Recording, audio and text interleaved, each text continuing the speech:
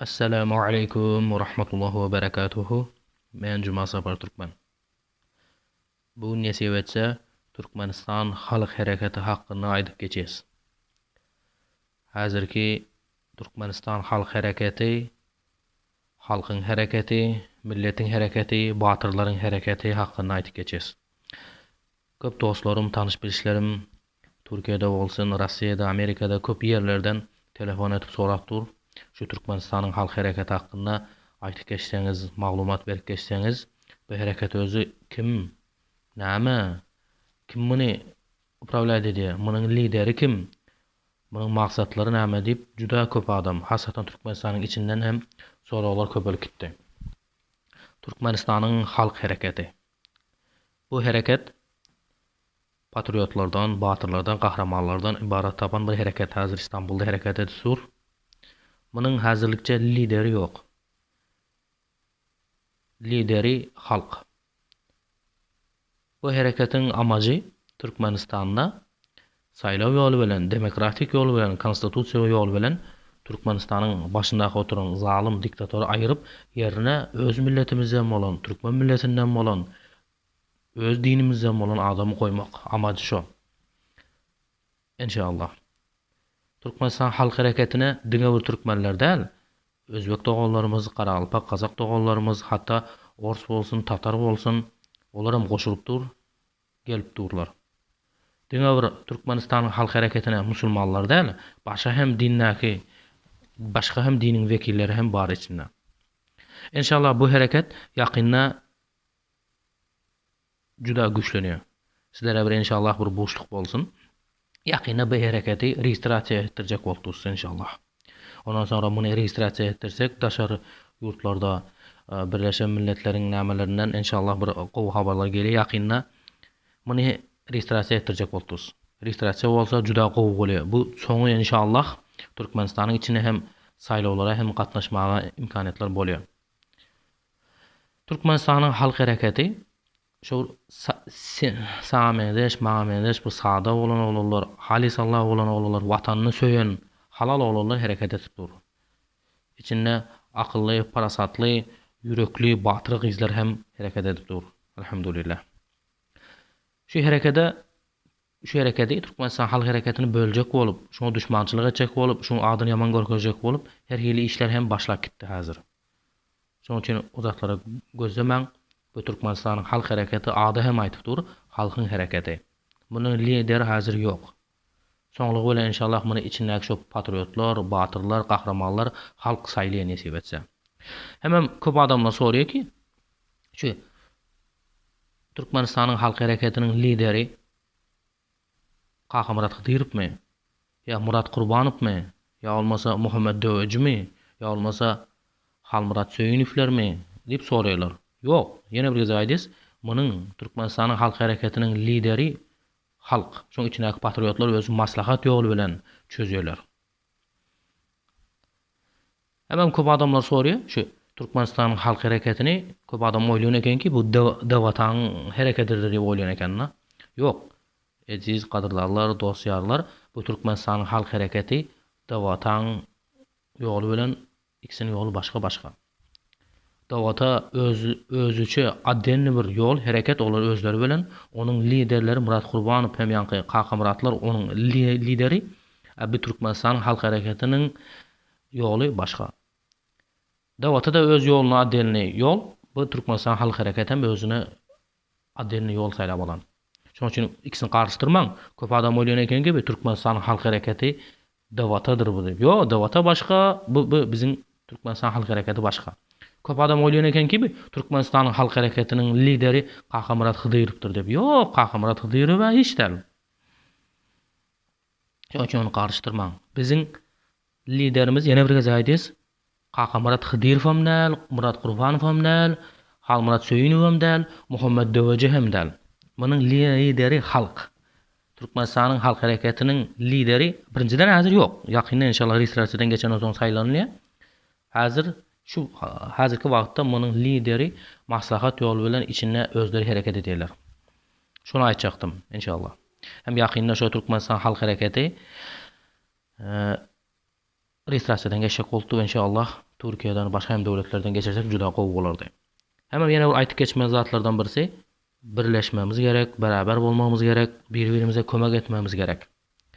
Çünkü Kur'an-ı Kerim'de Allah Azze ve Celle diyor ki biz müminlere, Müslümanlara, Türkmenlere mukaddes kitabımıza diyor ki Estaizu billahi mineşşeytanirracim ve ta'avanu alel birri ve taqwa ve la ta'avanu alel ismi vel udvan vettakullah innallaha şedidul iqab.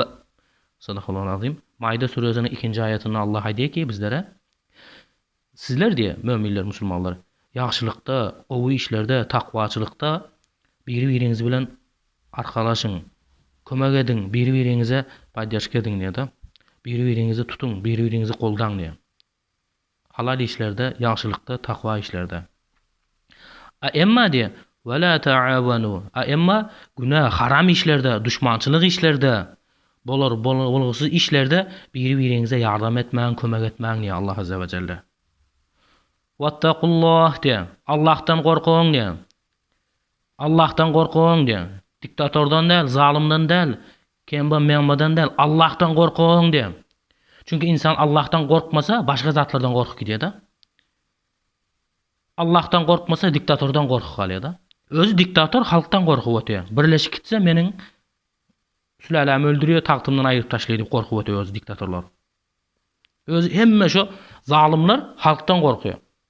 Şoň üçin mümin adam, musulman adam Allah'tan korksa başka hiç kimden korkmuyor. Elbette tedbir bilen hareketini edin, akıl bilen hareketini edin. Yani bir diyeni prama özüň odazyny vermeň dogrudan dogry. Yok. Akıl işledin. Ýöne Allah'tan korkmak gerek diye. İznerem diye ki innallaha şedidul iqab diye. Elbette Allah'ın azabı ören yavuzdur diye. Şiddetlidir diye. Allah'ın azabı. Şoň üçin inşallah Teala Rabbul Alamin şu Türkmenistanyň halkyra hareketine goşuljak batyrlar, kahramanlar, dogallarymyz, dostlarymyza daýdys ki bu halkyň hareketi, bu hakyň hareketi inşallah.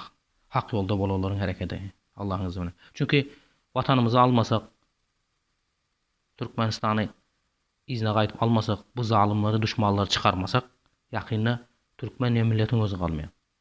Görüpdiň ana, Türkmenistanyň konstitusiýasyny laýıklykda sen bir prezident saýlaýyn, hukumy talap edeýin diýseň, Türkmenistanyň rejimi sana düşman. Hiçbir döwletde ýok ki sen gidip konstitusiýany sorasan, konstitusiýanyňda haklaryny sorasan, sana özü şu döwletiň hakimiýeti seniň ýanyňda durmaly. Bu Türkmenistan hakimiýetine aýly, sen baryp konstitusiýa we hakyny sorasan, sana düşman. Şoň üçin bular ýaly prezident geregi ýok, ýok etmek gerek. Bular ýany prezidentler gaýdyp gelmesin. Bu tarih bolup galdyny. Şoň üçin elimizden geldik işleri edip hareket etmemiz gerek. Çünkü biz hareket etmesek başka hiç kim hareket etmiyor. Buna gözü hazır Aralpastan'la Aralpak doğullarımız hareket edip dur. Özbekistan'da Özbek doğullarımız, Tacikistan'da ana Ukrayna, Belarus yollarda da hareket edip durlar. Öz hakkını talep edip dur. Çünkü ağlamadık çağa näme diye? Süt yok diye. Şoň üçin hareketin etmesen peydasy yok. Birinci özümüzün aklımızdaky korkuny ýeňip geçmemiz gerek. Birinci gezekde etjek işimizi, niyetimizi gowy etmemiz gerek de. Çünkü innemel a'malu binniyet diye. Çünkü näme iş etseň niyetine bagly. Şoň üçin niyeti gowy etmeli. Niyetimiz näme? Türkmenistana adalet ýolu bilen, seçim ýolu bilen täze hakimiýet getirmek. Türkmenistanda saýlaw ýolu bilen prezident saýlamak, Türkmenistandaky awtokratik rejimi ýogatmak, düýüne palto urmak. İnşallah. Şoň inşallah hemmäňiz niyet edip alyňlar. Hem zat gowy bolýar ýakynda nesip etse. Elbette dama köl bolar diye. Hiç dammaza çöl bolar diye. İnşallah damıptur. Bunun sonra inşallah hem oluyor köl bolýar, deniz bolýar inşallah. Şoň üçin hemmäňiz birlige çağırýas, birleşelim inşallah. Halk birleşmekden başka çare de galmady hazır. Birleşmesen ana şu diktator şeýtip duruberýär. Eger biz bir bolsak boldy, bu diktatoryň kimki? Bütün dünýädäki diktatorlar inşallah ýok edýäs. Şoň üçin ýene biz aýdys ki, Türkmenistanyň halk hareketine goşulun. Bu Türkmenistanyň halk hareketiniň liderleri Muhammed Döwece hem däl, Murat Gurbanow hem däl, Kaka Murat Kydyrov hiç däl. Halmat Söýünüp agamyz hem däl. Munyň lideri häzirlikçe ýok. Halk şonu upravlat edýär. Şoňla bilen saylap halk yolu bilen gelýär inşallah. Hemem Türkmenistan halk hareketi ýakynda registrasiýadan geçek boldy. İnşallah sizler hem elinizden gelen bir kömek edinler. İnşallah Teala Rabbil Alamin hem Türkmenistan halk hareketi bu döwatadan. Şoň üçin köp adam oýlanýar bu döwatadyrlar. Mitinge çykalyň, gel mitinge çykal deseydik men döwataň mitinge barmaýan diýär. Ýa sen döwataňa barmasaň barmarsyň, özüň bilersiň, ýöne bu Türkmenistan halk hareketiniň mitingi başga da dostum. Şoň üçin biraz bir aklyňy işlet. Allah azze ve celle akly berdir. Şoň üçin bundan soňky işlerimiz juda gözel bolýar, gowy bolýar. Garaşyk galyňyzlar. Türkmenistanyň halk hareketi, bu halkyň hareketi, bu Türkmenistan halk hareketi, bu seniň biziň hareketimiz inşallah. Ýakynda bu zalim diktatorlar ýok bolýar. Ýakynda büyük döwletler gurýas. Ýakynda türkmenler birleşip atalarymız, ata babalarymız nähili güýçli Seljuklu döwleti ýaly büyük döwletler guran bolsa bizler hem gurýas. Assalamu aleykum we rahmetullahi we berekatuh.